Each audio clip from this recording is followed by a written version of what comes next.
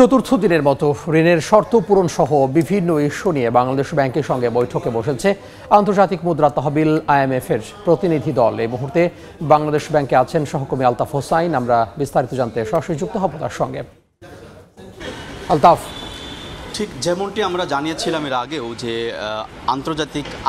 আন্তর্জাতিক মুদ্রা তহবিল IMF এর প্রতিনিধি দল গত মঙ্গলবার বাংলাদেশে আসে এবং গত বুধবার থেকে মূলত সিরিজ বৈঠক করছে বাংলাদেশ ব্যাংকের সঙ্গে। একই সঙ্গে অর্থ মন্ত্রণালয় এবং NBR এর সঙ্গে কিন্তু এই দলটি বৈঠক করছে। বিশেষত বাংলাদেশ ব্যাংকে এই মুহূর্তে আমি আছি। আমরা জানি যে আজকে সকাল 10টা নাগাদ IMF এর এই দলটি বাংলাদেশ ব্যাংকে প্রবেশ করেছে এবং তারা বৈঠকে বসেছে বাংলাদেশ ব্যাংকের কর্মকর্তাদের সঙ্গে।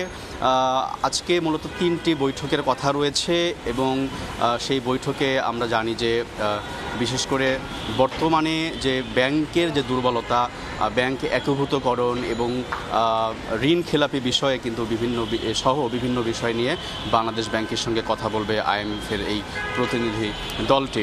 একই সঙ্গে এই বৈঠক শেষে আজকে বিকেল 3টা নাগাদ বাংলাদেশ ব্যাংকের গভর্নর এবং মুখপাত্রের সাথে একটি সংক্ষিপ্ত বৈঠকের কথা রয়েছে এবং সেখানে কিন্তু এখন পর্যন্ত এই IMF এর দলের সঙ্গে তাদের কী ধরনের আলোচনা হয়েছে সেই বিষয় নিয়ে আসলে সংক্ষিপ্ত ব্রিফ করবেন IMF এর এই দলটি।